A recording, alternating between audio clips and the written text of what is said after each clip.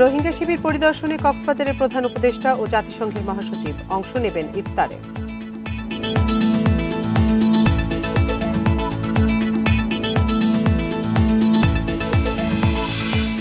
সংস্কার পট পরিবর্তনে পাশে থাকবে জাতিসংঘ, প্রধান উপদেষ্টার সঙ্গে বৈঠকের পর অ্যান্তোনিও গুতেরেস।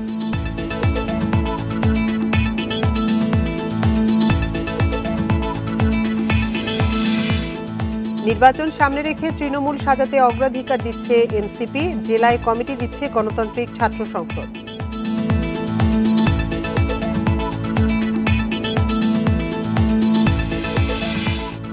ঈদ উপলক্ষে ট্রেন বাসের আগাম টিকিট বিক্রি শুরু, এবারও শতভাগ ট্রেনের টিকিট অনলাইনে।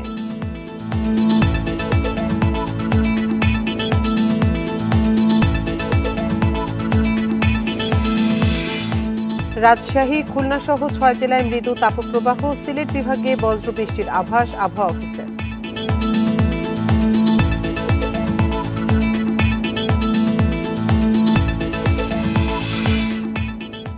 স্বাগত বিরতিহীন সংবাদ দুপুরে। আপনাদের সাথে আছি আমি আতিফ আঞ্জুমান। শিরোনাম শুনছিলেন এতক্ষণ, এবার চলে যাচ্ছি পুরো খবরে। এই ঈদে জামা জুতো অ্যাকসেসরিজের ডিসকাউন্ট।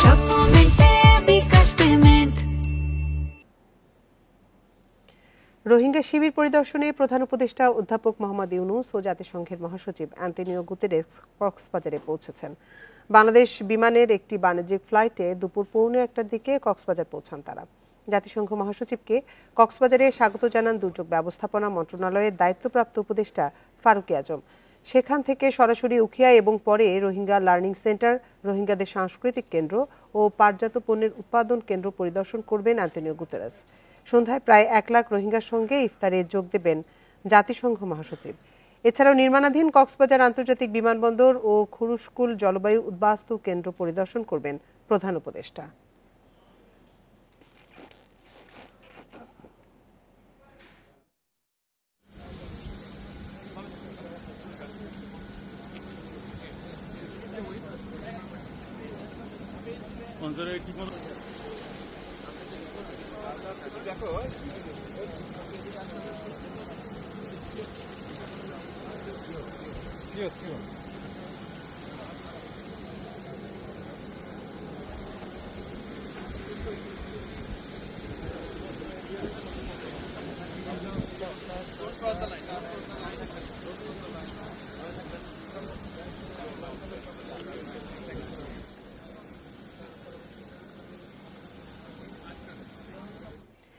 এ নিয়ে আরো জানাতে কক্সবাজার থেকে আমাদের সাথে যোগ দিচ্ছেন সহকর্মী তৌফিকুল ইসলাম।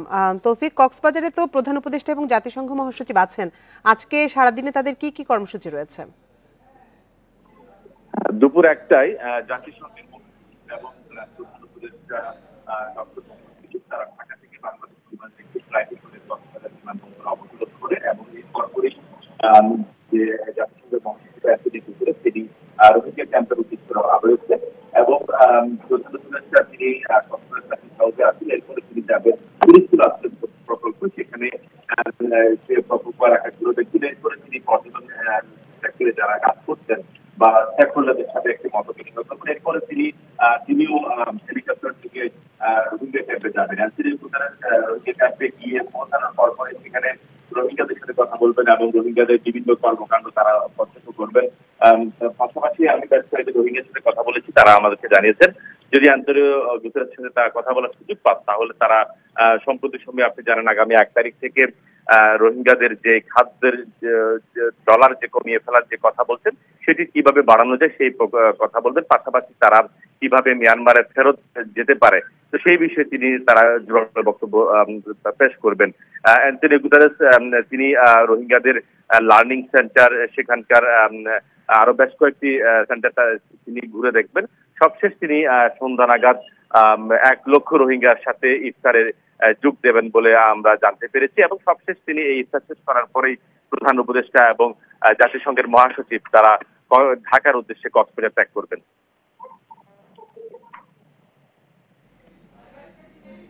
কক্সবাজার থেকে সবশেষ তথ্য জানাচ্ছিলেন সহকর্মী তৌফিকুল ইসলাম।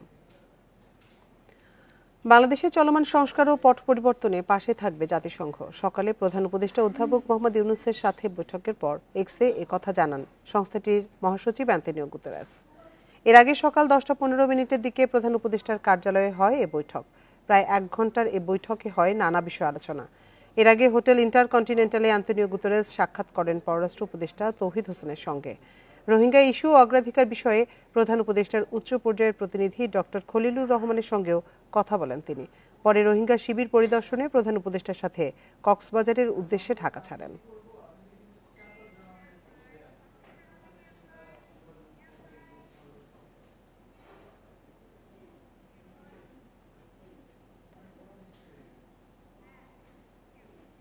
নির্বাচনকে সামনে রেখে নিবন্ধন পেতে তৃণমূল সাজাতে অগ্রাধিকার দিচ্ছে নবগঠিত দল জাতীয় নাগরিক পার্টি, যেখানে যুক্ত হতে পারবেন ফ্যাসিবাদ বিরোধী অন্য দলের সাবেক অভিজ্ঞ সদস্যরাও। এদিকে দেশের বিভিন্ন জেলায় কমিটি সাজাচ্ছে বাংলাদেশ গণতান্ত্রিক ছাত্র সংসদ। এদিকে লেজুর বৃত্তি না থাকলেও নির্বাচনে থাকতে পারে এনসিপির প্রতি সমর্থন। জুলাই অভ্যুত্থানের আকাঙ্ক্ষাকে সামনে রেখে আত্মপ্রকাশ করে নতুন রাজনৈতিক দল জাতীয় নাগরিক পার্টি এনসিপি। এর আগে আত্মপ্রকাশ হয় ছাত্র সংগঠন বাংলাদেশ গণতান্ত্রিক ছাত্র সংসদের। জুলাই অভ্যুত্থানে সাহসী ভূমিকা রাখলেও দল দুটোর নেতৃত্বে থাকা তরুণদের অধিকাংশেরই নেই কোনো রাজনৈতিক অভিজ্ঞতা। আসন্ন নির্বাচন সামনে রেখে নিবন্ধনের শর্ত পূরণে তৃণমূল গোছাতে নজর দিচ্ছে এনসিপি। একটি রাজনৈতিক দলের নিবন্ধন করতে যে শর্তগুলো পূরণ করতে হয়, 1/3 জেলায় অফিস লাগে, আবার শতাধিক থানা বা উপজেলা পর্যায় পর্যন্ত অফিস এবং কমিটির বিস্তৃতি লাগে। এই শর্তগুলো পূরণ করতে যত অল্প সময়ের মধ্যে আমরা পারি আমরা সেই চেষ্টাটা নেব। রাজনীতিতে নাম লেখাতে প্রতিদিন কার্যালয়ে আসছে নানা প্রান্তের মানুষ। জুলাই অভ্যুত্থানে অংশগ্রহণকারীদের পাশাপাশি সমাজের সৎ রাজনীতি অভিজ্ঞ মানুষ খুঁজছে দলটি। নানা শ্রেণী পেশার মানুষ, নানা বয়সের মানুষ, যারা সিনিয়র সিটিজেন আছেন, রাজনীতিতে প্রাপ্য, অন্যান্য রাজনৈতিক দলের সঙ্গেও তাদের যুক্ততা এর আগে থাকতে পারে, আবার নাও থাকতে পারে, এমন যারা বয়সী মানুষেরা আছেন আমরা তাদেরকেও আমাদের দলের সাথে অন্তর্ভুক্ত করতে চাচ্ছি। এদিকে গবেষণা ও কারিগরি শিক্ষার মান উন্নয়নের লক্ষ্য বাংলাদেশ গণতান্ত্রিক ছাত্র সংসদের। 14টি সাংগঠনিক বিভাগ আকারে আমরা সারা দেশ থেকে ভাগ করছি। তো সেখানে গড়ে 4 থেকে 5টি করে হচ্ছে যে জেলা প্রতিটি সাংগঠনিক বিভাগে থাকবে। তো প্রতিটি সাংগঠনিক বিভাগে আবার নির্দিষ্ট সংখ্যক কেন্দ্রীয় কমিটির লোক দায়িত্বশীল থাকবে। এনসিপির সঙ্গে আদর্শগত মিল থাকলেও সংগঠনটি তাদের উপর কোনো প্রভাব বিস্তার করতে পারবে না। তবে জুলাইয়ের আকাঙ্ক্ষা বাস্তবায়নে নির্বাচনে এনসিপির প্রতি সমর্থন থাকতে পারে। জুলাই অভ্যুত্থানের যে স্পিরিট আকাঙ্ক্ষা সেটাকে প্রত্যাশা পূরণে তাদের ইস্তাহার ঘোষণা করে, সেক্ষেত্রে আমরা অবশ্যই এনসিপিকে ইলেকশনে সাপোর্ট করার সুযোগ আছে। 70-এর নির্বাচনে কিন্তু অনেক ছাত্র নেতারাও আপনার জাতীয় ইলেকশন কিন্তু করে। তো সেই ক্ষেত্রে আমাদের ছাত্র সংগঠন থেকে অনেকের মধ্যে আমি দেখছি যে সে আকাঙ্ক্ষা আছে। তো সেক্ষেত্রে ছাত্র সংগঠনের পক্ষ থেকে আসলে অনেকেই ইলেকশন অংশগ্রহণ করার সুযোগ আছে। এদিকে প্রাইভেট ও পাবলিক বিশ্ববিদ্যালয় দ্বন্দ্ব প্রসঙ্গে আবু বাকের বলেন, আলোচনার মাধ্যমে ধীরে ধীরে এর সমাধান হবে। ইকরামুল কবির, ইন্ডিপেন্ডেন্ট নিউজ, ঢাকা। প্রায় 4000 কোটি টাকার ইভিএম এর দায়িত্ব নিতে চায় না কেউ। 9 মাস আগে ইভিএম প্রকল্প শেষ হলেও এখনো বুঝে নেয়নি নির্বাচন কমিশন। প্রকল্প পরিচালক বলছে প্রকল্পের আওতায় কেনা মালামাল বুঝিয়ে দিলেও নিচ্ছে না কমিশন। অন্যদিকে ইসি বলছে সোর্স কোড বা কারিগরি সত্ত্ব, ডিজাইন, ডেটাবেজ বুঝিয়ে দিলে ইভিএম নেবে তারা। এমন সংকটে আটকে আছে ইভিএম হস্তান্তর। একাদশ জাতীয় সংসদ নির্বাচনের আগে 2018 সালে 3825 কোটি টাকা ব্যয়ে 1.5 লাখ ইভিএম কেনে নির্বাচন কমিশন। 2023 সালের জুনে প্রকল্পের মেয়াদ শেষ হওয়ার কথা থাকলেও তা 1 বছর বেড়ে গত বছর জুনে শেষ হয়। প্রকল্পের আওতায় কেনা 1.5 লাখ ইভিএমের মধ্যে এখনও প্রায় 1200টির খোঁজ নেই। অন্যদিকে 1 লাখের বেশি ইভিএম নষ্ট। ত্রয়োদশ নির্বাচনে ইভিএমে নয়, কেবল ব্যালট পেপারের মাধ্যমে ভোট হবে। 9 মাস আগে ইভিএম প্রকল্পের মেয়াদ শেষ হয়ে গেলেও কমিশনের পক্ষে এখন পর্যন্ত পুরোপুরি ইভিএম টেক ওভার করা হয়নি। কবে নাগাদ ইভিএম হস্তান্তর হবে তা নির্দিষ্ট করে কমিশন ও প্রকল্প সংশ্লিষ্ট কেউ বলতে পারেনি। আমাদের পক্ষ থেকে, প্রকল্পের পক্ষ থেকে যাবতীয় কাজ আমরা সম্পন্ন করেছি, বেশ কয়েকবারই সম্পন্ন করেছি এবং যেভাবে চেয়েছে সেভাবে আমরা কয়েক দফা তাদেরকে বোঝানোর জন্য সকল দলিল, দস্তাবেজ এবং পরিদর্শনে সকল ব্যবস্থা করা হয়েছে। যিনি এটা নেবেন তিনি যদি বলেন যে আমি এটা আর একটু বিস্তারিত দেখতে চাই, তার সেটা প্রাধিকার আছেই, তাই না? যে আমি আর একটু ভালো করে বুঝে নিতে চাই যে হ্যাঁ এটা এখানে কার্যকর। এখন এটার জন্য একটু সময় লাগতে পারে, সে সময়টা প্রাতিষ্ঠানিকভাবে দেওয়া আমার মনে হয় উচিত। প্রকল্প ডিজাইনে দুর্বলতা ছিল বলে মনে করছে সংশ্লিষ্টরা। অন্যদিকে কমিশন বলছে ইভিএম এর কারিগরি বিষয় বুঝে না পেয়ে হস্তান্তরে দেরি হচ্ছে। এখন সোর্স কোডটা যদি আমি না জানি বা মেশিনের সাথে যেটা কম্প্যাটেবিলিটি যদি না জানি, তাহলে যদি ভবিষ্যতে কখনো এটা ব্যবহার করার কথা আসে, যে কটাই থাকুক, বা পরবর্তীতে ডিসপোজালের ক্ষেত্রে ওই জিনিসটার প্রয়োজন আছে। যে এখন সোর্স কোড বোঝার বিষয়, সেটা আমাদের প্রকল্পের স্কোপের বাইরে। প্রকল্প সেভাবে ডিজাইন হয়নি যে সোর্স কোডের যে ডেভেলপ, বিল্ড ইত্যাদি নিয়ে এগুলো কাজ করার মতো করে প্রকল্পটি তৈরি হয়নি। যেহেতু এটা তৈরি হয়নি, তো সেই বিষয়টা আমাদের প্রকল্পের পক্ষে বোঝানো সম্ভব না। প্রকল্প যেভাবে ডিজাইন করা হয়েছে, প্রকল্প যেভাবে প্রস্তুত করা হয়েছে, এটা যেভাবে সমাপ্ত করা হয়েছে, সেই অনুযায়ী সকল কিছুই দিয়ে দেওয়া হয়েছে। এদিকে প্রকল্পে ইভিএম সংরক্ষণের কোনো ব্যবস্থা না থাকায় বিপাকে পড়েছে কমিশন। অন্যদিকে ইভিএম সংরক্ষণ বাবদ বিএমটিএফ এর কাছে দেনা বাড়ছে ইসির। ইভিএম এর মাধ্যমে রাষ্ট্রের প্রায় 4,000 কোটি টাকা নষ্ট করেছে নির্বাচন কমিশন। অযত্নে অবহেলায় বেশিরভাগ ইভিএম নষ্ট ও হদিস মিলছে না। এমন অবস্থায় হস্তান্তর নিয়ে জটিলতার মধ্যে ভবিষ্যতে ইভিএম নিয়ে কি করা হবে খোদ জানে না নির্বাচন commission. Mahmudul Hasan, independent news, Dhaka. নারী শিশু নির্যাতন নিপীড়নের গত 15 বছরের রেশ এখনও বলবৎ আছে। এই অবস্থা অব্যাহত থাকলে গ্রহণযোগ্যতা হারাবে অন্তর্বর্তী সরকার, এমন মন্তব্য করেছেন বিএনপির সিনিয়র যুগ্ম মহাসচিব রুহুল কবির রিজভী। সকালে নয়াপল্টনে দলটির কেন্দ্রীয় কার্যালয়ে সংবাদ সম্মেলনে এসব কথা বলেন তিনি। অবিলম্বে আসিয়ার মৃত্যুর ঘটনায় সুষ্ঠু বিচার নিশ্চিত করার দাবি জানিয়ে তিনি অভিযোগ করেন, অন্তর্বর্তী সরকারের প্রশাসনের ঢিলেঢালা ব্যবস্থায় অপরাধীরা আশকারা পাচ্ছে, যার কারণে দিন দিন সমাজে নানা অপরাধের মাত্রাও বাড়ছে। রিজভীর দাবি, বিগত 15 বছরের বিচারহীনতার রেশ এখনও কাটেনি, তাই যত দ্রুত সম্ভব দেশে শান্তি শৃঙ্খলা ফেরানোর জন্য সরকারের দৃষ্টি আকর্ষণ করেন তিনি। সম্প্রতি দেশে নারী ও শিশু নির্যাতন বেড়ে যাওয়ায় জেলাভিত্তিক আইনি সহায়তা ও স্বাস্থ্য পরামর্শ সেল গঠন করেছে দলটি।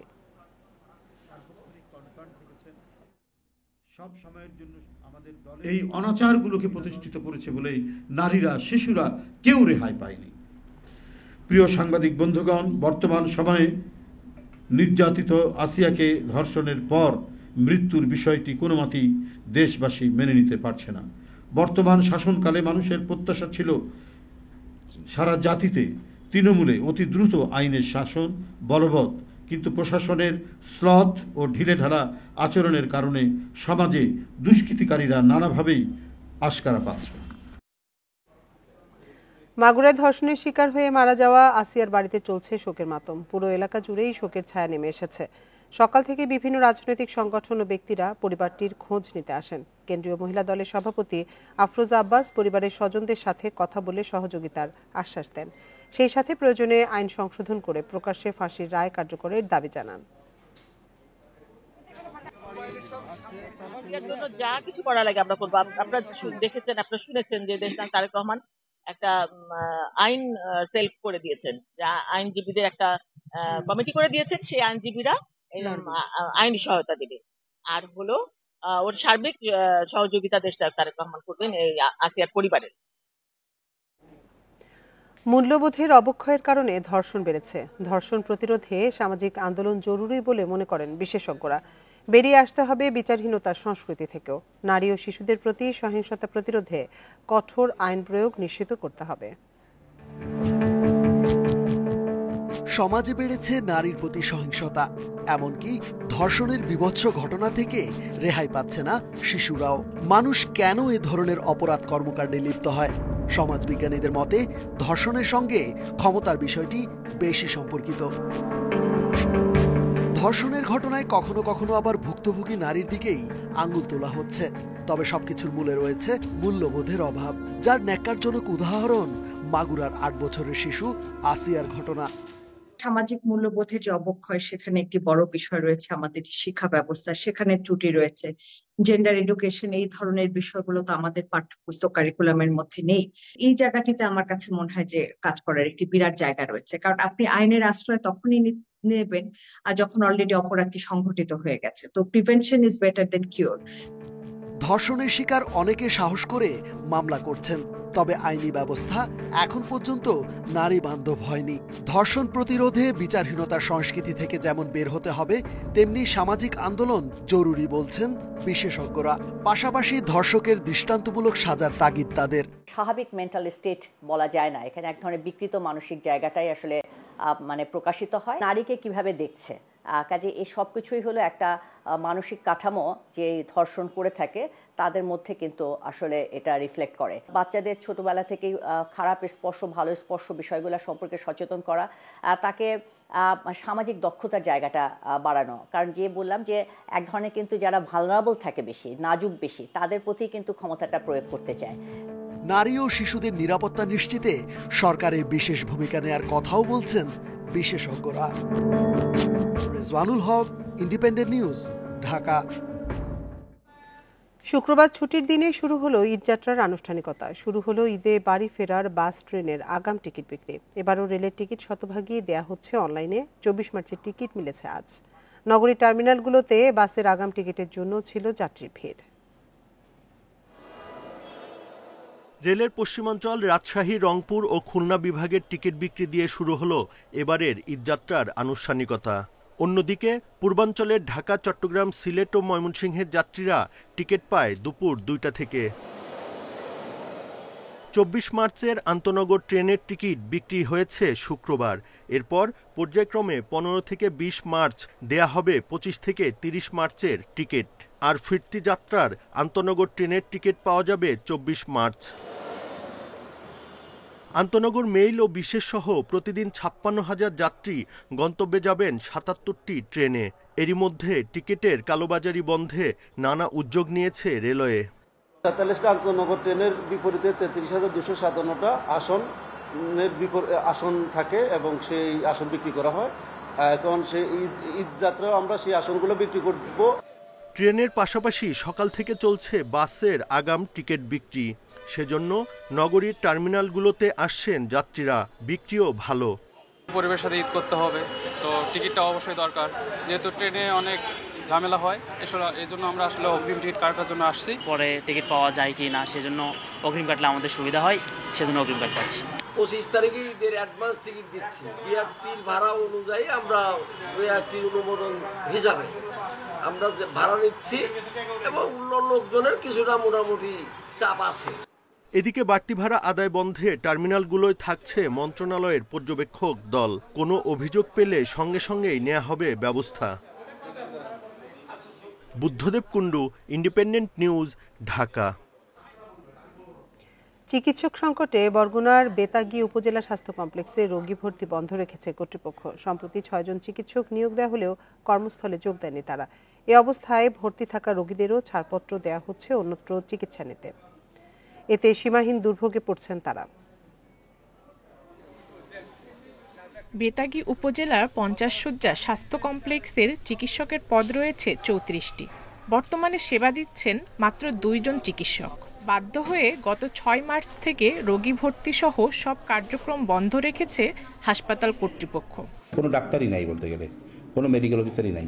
একজন ডাক্তার আছেন, সে হলো ডেন্টাল ডাক্তার, ডেন্টাল চিকিৎসক। তাকে দিয়েও আমি ইমার্জেন্সি ট্রিটমেন্টের জন্য ব্যবস্থা করছিলাম, কিন্তু দেখি জনমনে বিরূপ প্রতিক্রিয়া সৃষ্টি হচ্ছে। এখন একজন মেডিকেল অফিসারও নেই। কয়েকদিন আগে আমার কাছে একজন আরএমও ছিলেন, উনি আরএমও চলে গেছেন, মানে কোর্সে চলে যাওয়ার পর থেকে এখন কোনো ডাক্তারই নেই। এতে সীমাহীন দুর্ভোগে পড়েছেন চিকিৎসা নিতে আসা লোকজন। এছাড়া ভর্তি রোগীদের অন্যত্র চিকিৎসা নেওয়ার জন্য ছাড়পত্র দেওয়া হচ্ছে। রোগী আছে না, গতকালকে বলছে যে এখানে ডাক্তার নাই, আপনারা যেখানে করেন এই নিয়ে যান। আমার পুরো নিউমোনিয়া সমস্যা, ওরা 7টা ইঞ্জেকশন না হয় 14টা ইঞ্জেকশন হবে, 2টি ইঞ্জেকশন পরান কেন পরান ছিল কাটতে দিয়েছে, কেননা বলছে তোমরা যেখানে ওইখান থেকে চিকিৎসা নিয়ে যাও। ডাক্তার বলছে আসবে, ডাক্তার তো এখনো আসে নাই। আর মনে করেন আজকে আমাদের 3 দিন হচ্ছে, আর এখানে আমরা থাকবো না, চলে যাইতে হইব। কর্তৃপক্ষ বলছে হাসপাতালটিতে সম্প্রতি 6 জন চিকিৎসককে নিয়োগ দেওয়া হলেও তারা কর্মস্থলে যোগ দেননি। এসব চিকিৎসকের বিরুদ্ধে ব্যবস্থা নেওয়ার দাবি এই স্বাস্থ্য কর্মকর্তার। যারা জয়েন করেন না, যারা এরকম অধ্যত্ব প্রকাশ করেন আমাদের ডিরেক্টর অ্যাডমিন স্যারের, ডিজি হেলথ ডিরেক্টর অ্যাডমিন স্যারের এই আদেশ বিরুদ্ধে, তাদের বিরুদ্ধে শৃঙ্খলা বিরোধী যেন একটা এইসব আচরণের জন্য উপযুক্ত ব্যবস্থা নেওয়া হয়। আর জরুরি ভিত্তিতে বেতাগী উপজেলা স্বাস্থ্য কমপ্লেক্সে চালানোর জন্য ডাক্তারকে যেন এনশিওর করার জন্য ব্যবস্থা নেওয়া হয়। স্বাস্থ্য কমপ্লেক্সটিতে দ্রুত চিকিৎসক নিয়োগ ও চিকিৎসা সেবা চালুর দাবি স্থানীয়দের। Independent news. রাজশাহী, খুলনা সহ দেশের 6 জেলায় বয়ে যাচ্ছে মৃদু তাপপ্রবাহ। এই অবস্থা আরও কয়েকদিন অব্যাহত থাকতে পারে। আবহাওয়া অধিদপ্তরের তথ্যানুসারে সিলেট বিভাগের 2-1 জায়গায় বজ্রবৃষ্টি হতে পারে। এছাড়া দেশের অন্যান্য জায়গায় আবহাওয়া প্রধানত শুষ্ক থাকবে। সারা দেশে আজ দিন ও রাতের তাপমাত্রা অপরিবর্তিত থাকতে পারে। বুধ বৃহস্পতিবারের দিকে দেশের কোথাও কোথাও হতে পারে বজ্রবৃষ্টি। ভোর 6টা পর্যন্ত 24 ঘন্টায় দেশের সর্বোচ্চ তাপমাত্রা রেকর্ড করা হয় যশোর ও চুয়াডাঙ্গায় 37 ডিগ্রি সেলসিয়াস। এ সময় রাজধানীর তাপমাত্রা ছিল 35.4 ডিগ্রি সেলসিয়াস।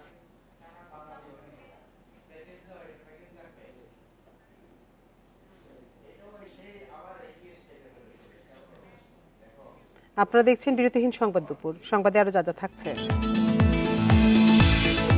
বাংলাদেশিদের জন্য ওমরা ভিসার হার নেমেছে 3%। অপেক্ষায় লাখো যাত্রী। সংকট সমাধানে উদ্যোগ।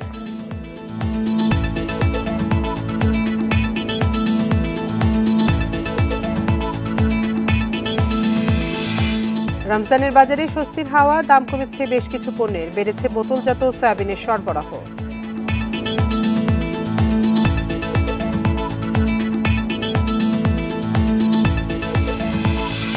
সাতক্ষীরা কালীগঞ্জ উপজেলার নলতা আহসানিয়া মিশনের উদ্যোগে এবারও চলছে ইফতার আয়োজন। প্রতিদিন এই আয়োজনে অংশ নেন 6 থেকে 8,000 মানুষ।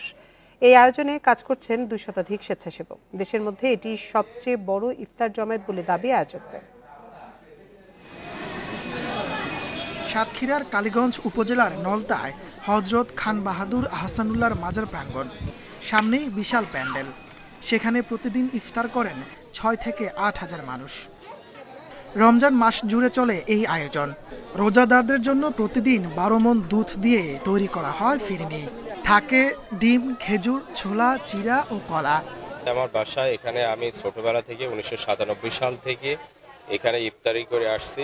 ইফতারি করার জন্য আমরা বেনাপোল থেকে আসছি। আমরা একটা গাড়ি নিয়ে 5-7 জন এখানে আসছি আর কি।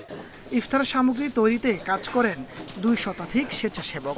সকাল থেকে সন্ধ্যা পর্যন্ত চলে বিশাল আয়োজনের কর্মযজ্ঞ। সিঙ্গাড়ায় 6,000 আর ফিন্নি, ডিম, কলা, সিঙ্গাড়া আর হচ্ছে সুজি, ছোলা। আমরা কাজ করি স্বেচ্ছায়, অল্প মজুরিতে, শুধুমাত্র সোয়াবের আশায়। আমরা অন্য জায়গার থেকে কাজ বাদ দিয়ে এখানে এসে কাজ করি। প্রতিদিনের ইফতার আয়োজনে খরচ হয় অন্তত 3.5 লাখ টাকা। দেশ বিদেশের ভক্তরা এসব খরচ বহন করেন বলে জানান আয়োজকরা। হযরত মুর্শিদ মাওলানা রহমাতুল্লাহর ভক্ত এবং আশিকান যারা দেশ বা দেশের বাইরে অবস্থান করতেন, সকলে মিলে এই ইফতারের অর্থ বহন করা হয়। 1950 সাল থেকে মাজার প্রাঙ্গণে স্বল্প পরিসরে চালু করা হয় এই আয়োজন। সময়ের সাথে ধীরে ধীরে বেড়েছে অংশগ্রহণকারী ও আয়োজনের পরিধি। Independent news.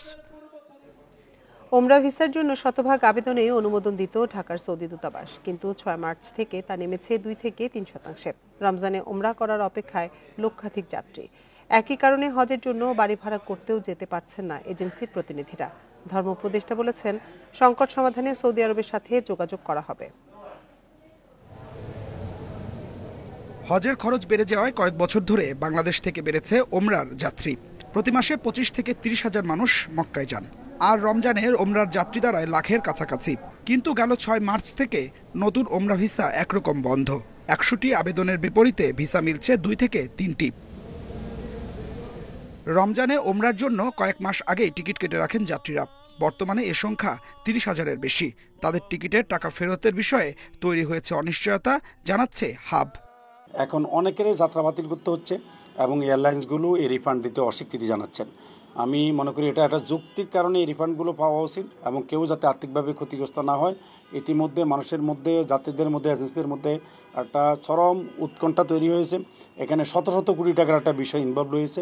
আমরা আশা করি এই দেশের এই মূল্যবান বৈদেশিক মুদ্রাগুলো এয়ারলাইন্সগুলো যাতে এভাবে অনিয়মের মধ্যে নিয়ে যেতে না পারে, সেই পদক্ষেপ আমাদের মন্ত্রণালয় গ্রহণ করবেন। এদিকে কয়েক বছর ধরে হজের বাড়ি ভাড়ার জন্য আলাদা ভিসা বন্ধ। এজন্য ওমরার ভিসা নিয়ে এসব কাজ করতে যান এজেন্সির প্রতিনিধিরা। ভিসা না পেয়ে তারাও যেতে পারছেন না। অথচ 25 মার্চ শেষ হচ্ছে বাড়ি ভাড়া করার সময়সীমা। কোনো রকম পূর্ব নোটিশ ছাড়া ওমরা ভিসা বন্ধ করা হয়েছে, যার কারণে এখন আমাদের এজেন্সির মালিকদের মধ্যে একটা চরম উদ্বেগ উৎকণ্ঠা তৈরি হয়েছে। কারণ বাড়ি ভাড়াটা কোনোভাবে সরজমিনে গিয়ে না দেখে করার কোনো সুযোগ থাকে না। আবার রাজকীয় সৌদি সরকার থেকে একটা বাইন্ডিংস আছে 25 মার্চের মধ্যে বাড়ি ভাড়ার কাজটা শেষ করার জন্য। বাড়ি ভাড়া না হলে মিলবে না হজের ভিসা। সংকট নিরসনে মন্ত্রণালয়কে জানিয়েও সমাধান পাননি এজেন্সি মালিকরা। তবে এ নিয়ে সৌদি আরবের সঙ্গে যোগাযোগ করা হবে বলে জানিয়েছেন ধর্ম উপদেষ্টা। কর্তৃপক্ষের সাথে আলাপ করে হাবের সদস্যের সাথে আলাপ করব, সৌদি গভর্নমেন্টের সাথে আলাপ করে আমরা সিদ্ধান্ত নেব। এদিকে 29 এপ্রিল থেকে হজের ফ্লাইট শুরু করার কথা থাকলেও এখনও ঢাকা মদিনা রুটে ফ্লাইটের শিডিউলই নিশ্চিত হয়নি। Adilur Rahman, independent news, Dhaka. গরুর মাংস বিক্রি হচ্ছে 780 টাকা কেজি দরে। প্রাণী সম্পদ অধিদপ্তরের হিসেবে বছরে মাংসের চাহিদা 76 লাখ টন, আর দেশের খামারে উৎপাদন হচ্ছে 92 লাখ টন। খামারিরা বলছেন পশুর খাবার ও উৎপাদন খরচ বেশি হওয়ায় মাংসের দাম কমছে না।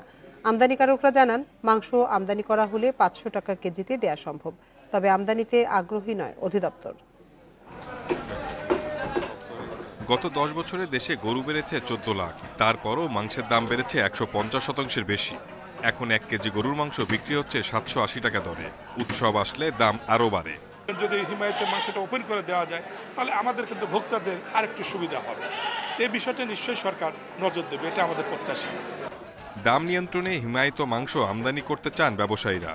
তাদের দাবি, ভারত, পাকিস্তান ও ব্রাজিল থেকে আমদানি করলে দাম পড়বে সর্বোচ্চ 500 টাকা কেজি। বিষয়টি বিবেচনার জন্য সরকারকে চিঠি দিয়েছে আমদানিকারক সমিতি। প্রিমিয়াম কোয়ালিটির মাংস বলেন সর্বোচ্চ 500 টাকা হবে।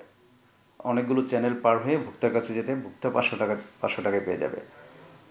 আর বিভিন্ন ধরনের মাংস আছে, বিভিন্ন ধরনের কাট আছে, অফল যেগুলো আমরা কলিজা বা হার্টস, কিডনি, মাথার মাংস, পায়ের মাংস, সেগুলো 200 টাকার নিচে পেয়ে যাবে। তবে মাংস আমদানির বিপক্ষে খামারিরা, কারণ চাহিদার তুলনায় 17 লাখ টন মাংস বেশি উৎপাদিত হচ্ছে দেশেই, কিন্তু দাম কমানো যাচ্ছে না, কারণ গোখাদ্যের দাম অনেক বেশি। তারপরও মাংস আমদানিতে রাজি নয় অধিদপ্তর। আমাদের দেশে এখন আমরা মাংসই স্বয়ংসম্পূর্ণ, প্রত্যেকটা বাড়িতে হাঁস, মুরগি, গরু, ছাগল সবকিছুই আছে। তারপরে এখন যদি আপনারা মাংস আমদানি করার প্রস্তুতি নেন তাহলে তো আমরা মাঠে মারা যাব। ফ্রোজেন মাংস আমদানি কিছুটা নিরুৎসাহিত করি এই কারণে যে আমাদের দেশে 2 থেকে 3টা গবাদি পশু পালে এরকম প্রায় 18 লক্ষ হাউস হোল্ড আছে, আর এই কুরবানিকে কেন্দ্র করে আমাদের 7 লক্ষ খামারি আছে। তো বাংলাদেশে গবাদি পশুর সরবরাহটা আমরা বলতে চাই যে আমাদের যে ন্যূনতম চাহিদা 120 গ্রাম, এই চাহিদা পূরণে আমরা স্বয়ংসম্পূর্ণ। 2022 সাল থেকে মাংস আমদানি করতে প্রাণী সম্পদ অধিদপ্তরে অনুমতি নিতে হয়, তারপর আর বিদেশ থেকে মাংস আসেনি। Shahid Ahmed, independent news, Dhaka. বেশি দামের আশায় রাজবাড়ীতে অপরিপক্ক রসুন তুলছে কৃষক। এতে স্বাভাবিকের তুলনায় রসুনের ওজন কম হচ্ছে। বাজারে চাহিদা থাকায় বিক্রিও হচ্ছে চড়া দামে। অপরিপক্ক রসুন তোলায় উৎপাদন খরচে লক্ষ্যমাত্রা অর্জন নিয়ে দেখা দিয়েছে শঙ্কা। রসুনের গাছের রং এখনো সবুজ। গাছ মরে যাওয়ার পরেই পরিপক্ক হয় রসুন। এখনো 1 মাস বাকি থাকলেও মাঠ থেকে তোলার ধুম পড়েছে। বাজারে প্রতিমন রসুন 4 থেকে 4,500 টাকায় বিক্রি হয়। অপরিপক্ক রসুন তুলছে চাষিরা। এতে বাজারে দাম বেশি পেলেও আশানুরূপ ফলন হচ্ছে না। দাম একটু বেশি পেলেও ওজনে কমিয়ে আসতেছে। এখন তুলে বাজারে একটু মূল্য বেশি পাচ্ছে, যার কারণে এই জমিতে হচ্ছে রসুন তুলে বাজারে বিক্রি করতেছে। বীজ, সার, কীটনাশকের দাম ও মজুরি বাড়ায় আবাদের খরচ হয়েছে অন্যবারের চেয়ে বেশি। বিঘাপ্রতি খরচ পড়েছে 80 থেকে 1 লাখ টাকা, আর বিঘায় রসুন উৎপাদন হচ্ছে 20 থেকে 25 মণ। গত বছর বিঘা প্রতি উৎপাদন হয়েছিল 30 থেকে 35 মণ।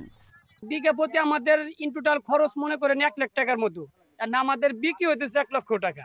তাহলে আমরা কিভাবে কি করব? সব জিনিসের দাম বেশি। আমরা তো চালান পাতি পুরো খাটাই আমরা ক্ষেত খোলা করছি, এখন তো আমাদের চালানটা উঠতেছে না। চাষিদের অপরিপক্ক রসুন না তোলার জন্য নিরুৎসাহিত করছে কৃষি বিভাগ। কৃষক অতি দাম পাওয়ার আশায় রসুন কিছুটা উৎপাদন শুরু করেছে, যেহেতু আগাম ফসলের দাম বেশি পায়। কিন্তু এই অবস্থায় রসুন উৎপাদন করলে মাঠ থেকে ওজনে কমে এবং ফলনেও কিছুটা কম। এবছর রাজবাড়ীতে 3,580 হেক্টর জমিতে রসুনের আবাদ হয়েছে, যার উৎপাদন লক্ষ্যমাত্রা ধরা হয়েছে 24,818 metric ton. Independent news.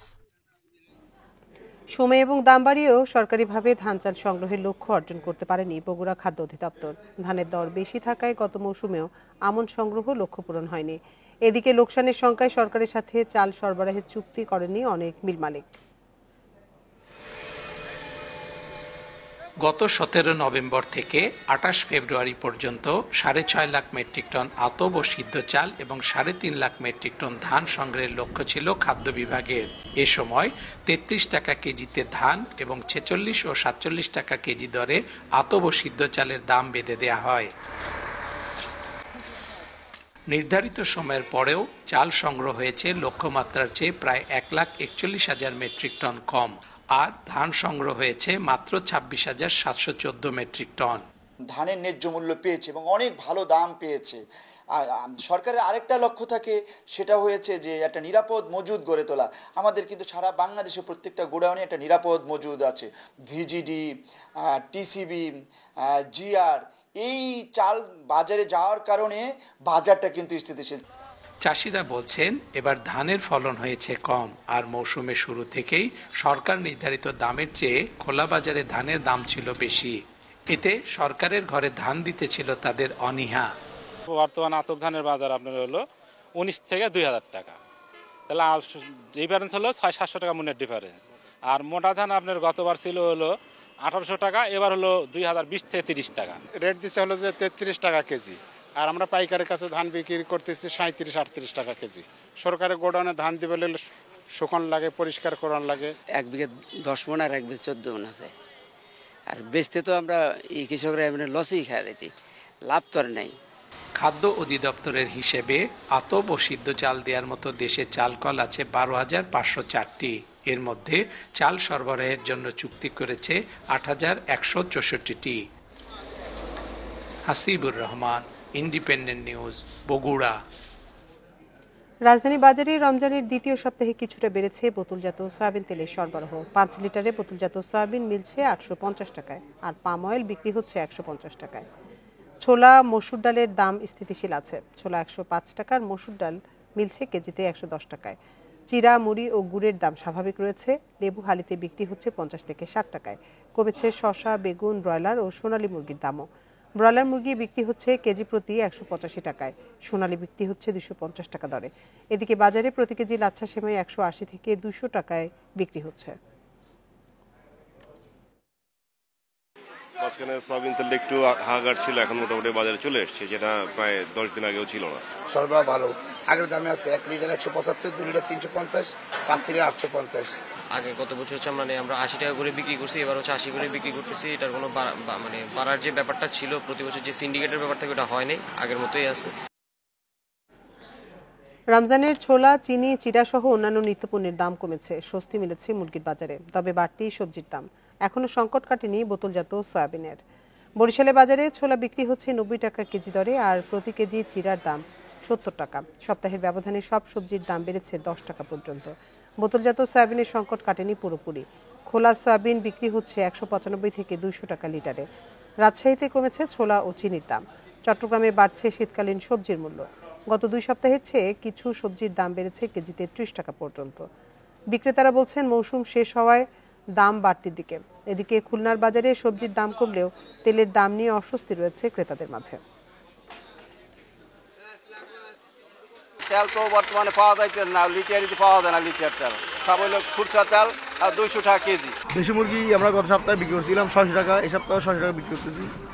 Broiler মুরগি 190 টাকা বিক্রি করছিলাম, এই সপ্তাহে 195-200 টাকা বিক্রি করতেছি। আর এই ছিল বিরতিহীন সংবাদ দুপুরের আজকের আয়োজনে। ইন্ডিপেন্ডেন্ট টেলিভিশনের সব খবরের বিস্তারিত জানতে চোখ রাখুন ফেসবুক, ইউটিউব এবং এক্সে। এতক্ষণ সাথে থাকার জন্য ধন্যবাদ সবাইকে।